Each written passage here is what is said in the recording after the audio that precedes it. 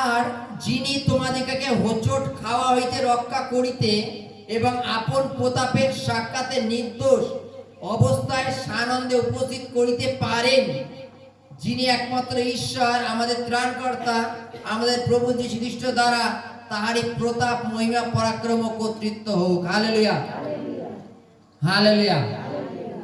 বলছেন যিনি তোমাকে হোঁচট খাওয়ার থেকে রক্ষা করতে পারেন। হালেলুয়া। হোঁচট খেলে কি হয় গো? হোঁচটটা খেলে কি হয়? Hallelujah, hallelujah. হোঁচটটা খেলে কি হয়? হোঁচট যদি আপনি হোঁচট খান, আপনার পায়ে হয়তো নখ উল্টেও যেতে পারে, হতে পারে তো নাকি? এবার আমরা হোঁচট কখন খাই? যখন অন্য মনস্ক ভাবে চলি। Hallelujah, hallelujah. যখন আমরা অন্য মনস্ক ভাবে চলি তখন আমরা হোঁচট খাই।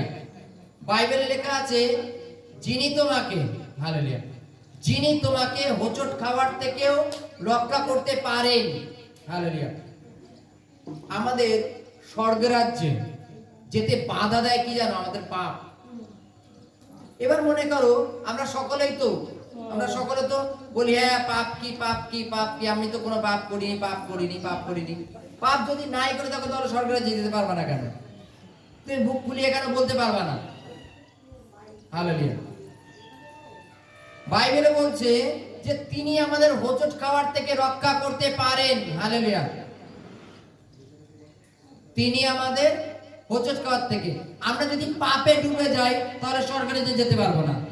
তাহলে আমাদের আগে জানতে হবে যে পাপগুলো কি। হালেলুয়া। তাহলে আমাদের জানতে হবে যে পাপগুলো কি, তাই তো নাকি? যদি পাপ আমাদের থেকে চলে যায় তাহলে আমরা হোঁচট খাওয়া বন্ধ হয়ে গেল। যদি পাপটা বারবার আমাদের মধ্যে আসে, আমরা যদি বারবার হোঁচট খাই তাহলে আমাদের পায়ের অবস্থা কি হবে? যদি আমরা বারবার পাপ করি তাহলে ভেবে দেখো আমরা স্বর্গরাজ্যে কি যেতে পারবো? পারবো না।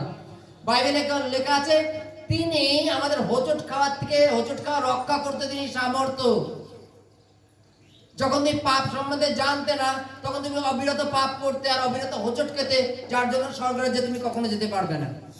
কিন্তু যখন আমাদের কাছে পবিত্র বাইবেল এসছে এবং ঈশ্বরীয় সুসমাচার আছে এবং ঈশ্বরের বাক্য আছে, তখন আমাদের পাপ থেকে ফিরতে সাহায্য করে। হালেলুয়া। তখন আমাদের কি করে? পাপ থেকে ফিরতে সাহায্য করে, আমাদের হোঁচট খাওয়ার থেকে বাঁচাতে সাহায্য করে। বলছে তার ইচ্ছা এটা যেন তোমরা কোনো বিষয়ে হোঁচট না, কোনো বিষয় যদি মনে করি চলো শুধু ব্যভিচার করাটাই পাপ আর কোনো পাপ না। বাইবেলে লেখা আছে নেশা করাও পাপ, কারোর বিষয়ে খুব পরিকল্পনা করাও পাপ, কারোর দিকে কাম দৃষ্টিতে দেখাও পাপ। হালেলুয়া। যদি আমরা পাপ সম্বন্ধে জ্ঞাত করি তাহলে তো পাপ থেকে ফিরে আসতে পারবো। পাপ যদি নাই জানতাম যে কোনটা কোনটা পাপ, তাহলে কি করে মানতাম আমরা? তিনি তোমাকে ঈশ্বরের বাক্য দিয়ে, জ্ঞান দিয়ে, সমস্ত রকম সামর্থ্যের মধ্যে থেকে তোমাকে পাপ থেকে বের করে নিয়ে আসতে সামর্থ্য। তিনি হোঁচট খাওয়ার থেকে বের করে নিয়ে আসতে সামর্থ্য।